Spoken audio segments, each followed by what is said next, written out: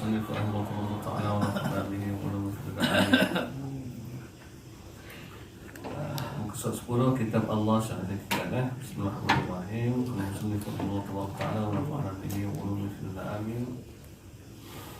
Jasad adalah sarung untuk diri kita.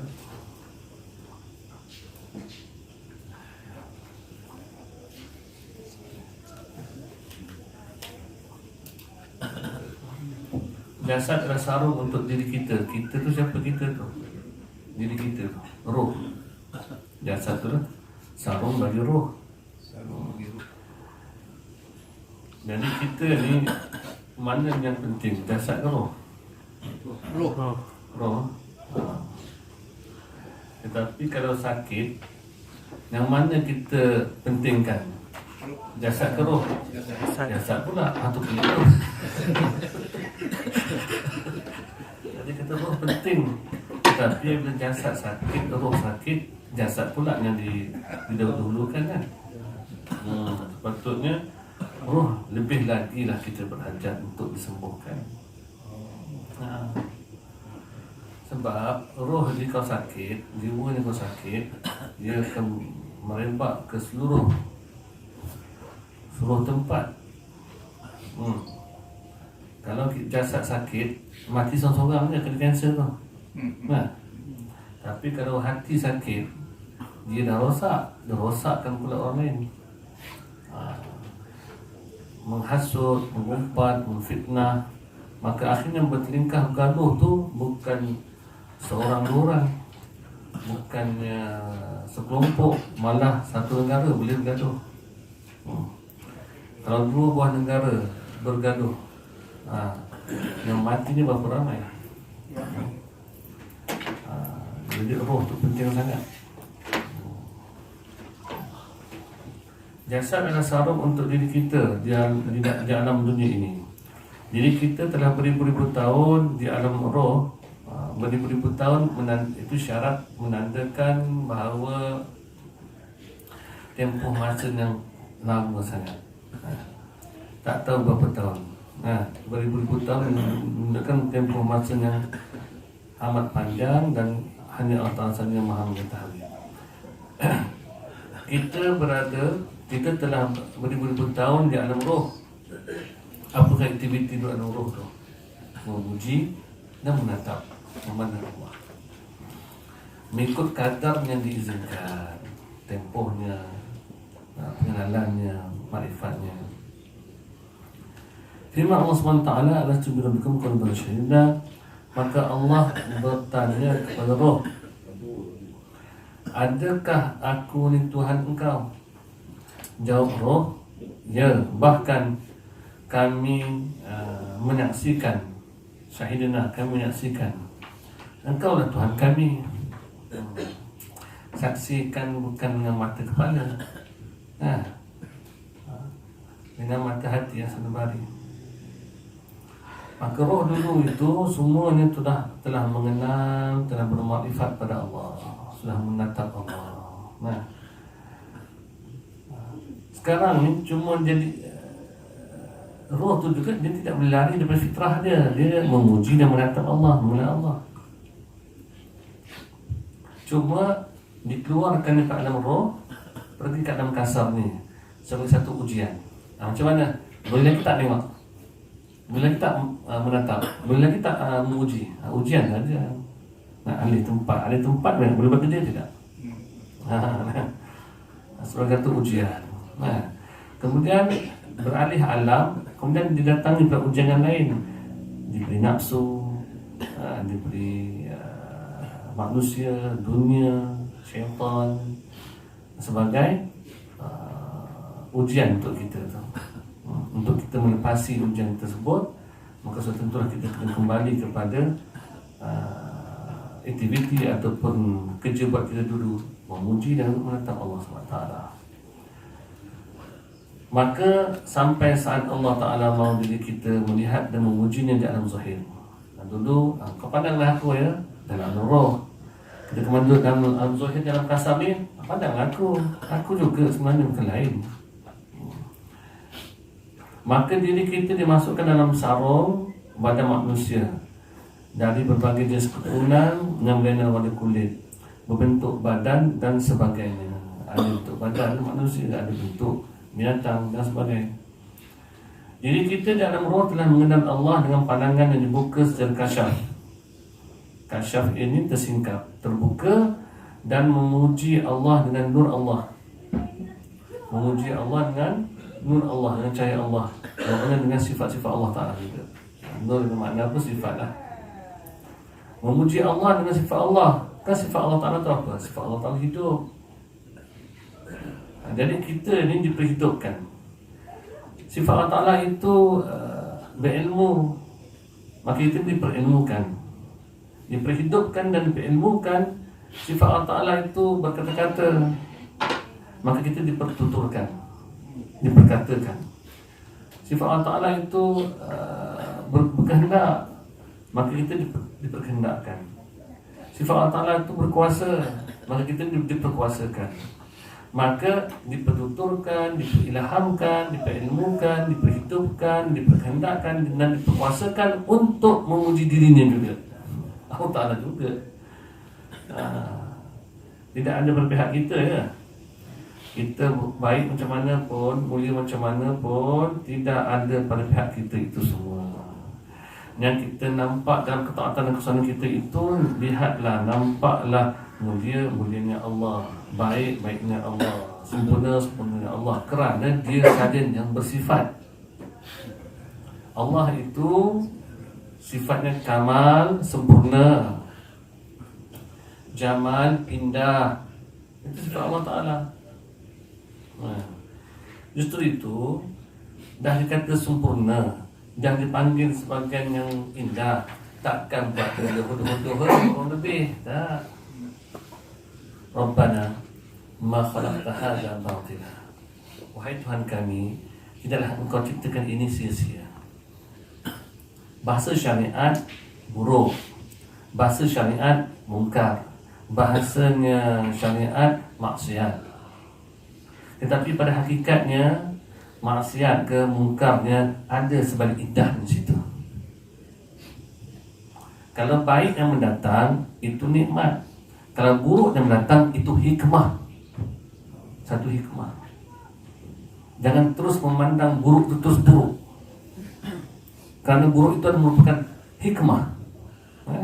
Hikmah. Hikmah. Buruk negatif semua hikmah. Bukankah hanya orang bermaksiat yang rasa bersalah dan nak bertobat? Disebabkan salah itulah dia melakukan ibadat, amalan soleh, taubat. Orang tak ada rasa salah, dia tak buat amalan taubat. Macam kita ni orang-orang ni, nak taubat, tak nak taubat, aku soleh. Kan gitu itu. Aku soleh, aku sembahyang jemaah, aku tak mencuri tabung. Aku bangun malam, aku bersedekah, aku sembahyang jemaah. Tak taubat, tak perasan diri salah. Tapi orang yang minum arak, berzina, dia tahu dia salah dan dia rasa hina kepada Allah Ta'ala. Zahirnya kotor, tapi hatinya bersih. Sebab apa rasa hina? Kan hina itu sifat hamba. Hamba kena ada rasa hina diri, rendah diri, kurangnya diri, bodohnya diri. Itu hamba. Yang kita ini dan duduk kat surau dengan serbannya, dengan janggutnya, dengan tadarusnya, dengan puasanya, tidak perasan ada salah dengan Allah Ta'ala. Orang bermaksiat itu namanya maksiat zahir. Maksiat zahir tu maksiat dua kan? Maksiat zahir, maksiat batin. Maksiat zahir tu minum arak, berzina, berpoya, berjudi, membunuh. Itu maksiat zahir. Tuhan yang punya badan tahu dia bersalah dan harapan untuk bertaubat cerah. Ada pun orang di masjid, di surau, datang solat berjemaah, bangun malam, puasa sunat sebagainya, dia rasa dia soleh, dia rasa dia baik. Sebenarnya dia rasa baik, itulah yang tak baik. Dan amalan yang paling tak baik dia rasa baik. Dan dia tak tahu dia tak rasa bersalah. Justru itu tak taubat dia. Orang dia bangun malam tu dia taubat. Dia bangun malam taubat. Taubat itu ada 3 syarat. Bangun solat taubat itu baru sunat. Dan kita nak taubatnya itu. Hatta orang bertaubat pun jangan rasa dia bertaubat. Bukan. Jangan rasa dia bertaubat. Sebenarnya Allah jemput dia kembali pada jalan. Bukan dia yang menghampirkan diri pada Allah. Bukan dia yang mengenal Allah. Bukan dia menyucikan diri dia. Bukan dia ingat Allah. Bukan dia yang bertaubat. Tapi Allah yang mengenal Tawwab, yang maha menerima taubat. Allah yang nama Ghafur, yang maha pengampun. Allah yang nama Hadi, yang memberi petunjuk. Allah beri petunjuk, Allah beri ilham, Allah gerakkan dia kembali pada jalan. Itu kehendak Allah. Sampai begitu sekali. Kita nak leburkan keakuan diri itu sampai begitu sekali memandang Allah. Apabila kita hampir pada Allah, jangan rasa kita hampir, Allah yang menghampirkan diri kita pada dirinya. Apabila kita mengingati Allah, bukan kita yang ingat Allah, tetapi Allah yang mencempakkan ingatan itu pada diri kita. Ingat pada dirinya itu. Lantaran itu kita diberi izin untuk ingat dia. Bukan kita yang mencucikan diri kita, Allah yang gerakkan kita supaya beramal soleh, supaya mencucikan diri sendiri. Mencucikan dia, kita itu dicucikan Allah Ta'ala, dibersihkan. Inna Allah yuhibbut tawwabin wa yuhibbul mutatahhirin. Allah Ta'ala itu mencintai hamba-hamba yang bertaubat. Dan taubat dikarenakan salah memberi peluang kita untuk beramal taubat. Tapi dipandang pada sudut yang lebih halus lagi, lebih dalam ke depan, sebenarnya Allah yang memilih kita untuk orang bertaubat. Orang bertanya, Ustaz, saya taubat, buat lagi. Taubat, buat lagi. Macam mana Ustaz? Taubat lagi. Sampai bila? Sampai mati. Bermakna amalan solehnya apa? Taubat dia. Kita tak mampu buat kesolehan. Nak buat tak mampu. Kau tanya orang bermaksiat, dia tahu dia salah, tapi dia pun tak mampu nak ke depan. Setelah kita tahu baik dan buruk datang dari pihak Allah Ta'ala, namun ada 5 peradaban yang telah disebutkan sebelum ini. 5 peradaban hamba bersalah dengan Tuhan. Ingat apa pertama? Rasa bersalah dan Allah tidak dipersalahkan. Itu adab kita dengan Allah Ta'ala. Kita tahu memang buruk baik bertambah Allah Ta'ala, tapi rasa bersalah tidak, Allah tidak dipersalahkan. Pertama. Kedua, segera bertaubat. Segera bertaubat. Maka minta ampun lah, datang bersalah, minta ampun. Ketiga, memandang bahawa itu bertakdir takdir Allah yang wajib kita beriman. Kita wajib beriman. Cuma kita lihat sejarah kita yang lalu. Wajib kita beriman, itulah takdir kita. Tak boleh kata silap takdir, silap susun, silap atur, silap program dia. Tak boleh. Itu takdir kita lah. Pernah masuk pondok setahun, keluar. Pernah masuk masa tahfiz 2 bulan, keluar. Tak cakap mana? Kau saya tahu untuk pondok lah. Dah masuk pondok, keluar. Kalau Ustaz tak datang, boleh aku ngajar. Tadi pun dah lewat sikit pun dah ramai nak mengajar tadi.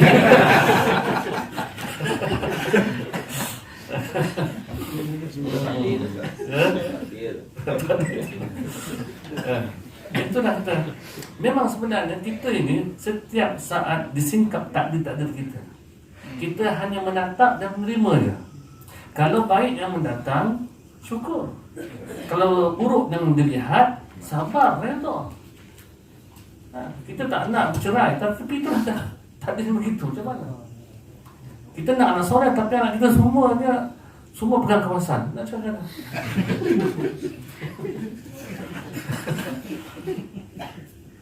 Kita dah pernah dulu masukkan program jati diri dah, makan masjid dah, motivasi dah, minum air di ustaz lagi dah, mandikan dengan air kolah 7 masjid dah. Tak berubah, macam mana nak buat? Nasihat dah, rotan waktu kecil dah besar tak ada nak rotan lagi dah, nasihat pun tak jalan juga. Kita nak anak soleh, tapi itulah kita terima. Kita kalau nak sihat tapi sakit, macam mana? Terima sakit itu. Pak saudara saya ni dalam tempoh 2 bulan dia tahu kanser, meninggal. Baru 2 hari lepas meninggal. Kena kanser kat usus tu, boleh buat tu jantung, masuk. Jangan tak sampai 2 bulan dia. Terima. mana disingkap takdir kita bentuk ketaatan dan kesolehan. Kita bangun malam, pandanglah itu anugerah Allah, bukan pihak kita kan.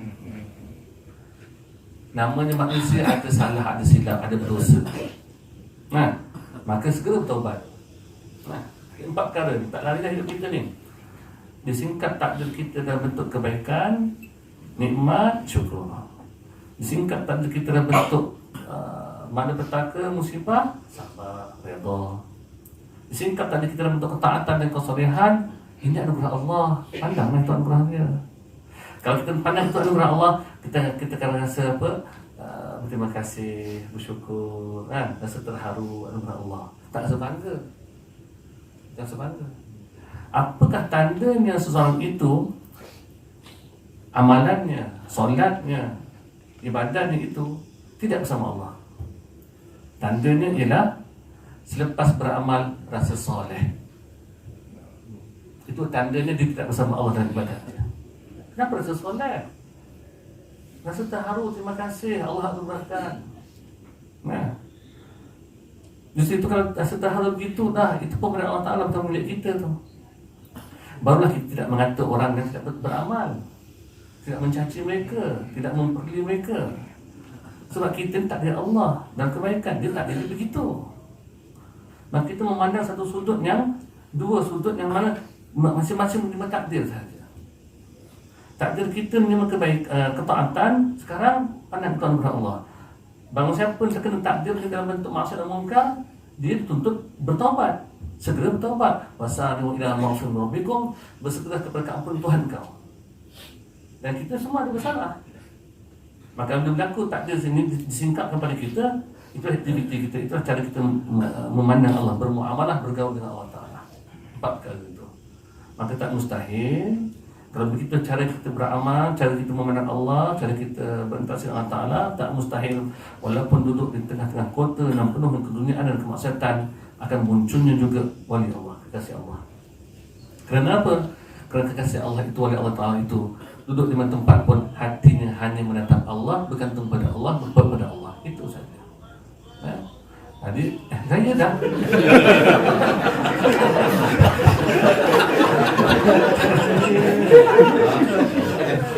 Masa tu nanti. Baik. Oh, cepat sangat. Jelas, Jadi, kesimpulannya,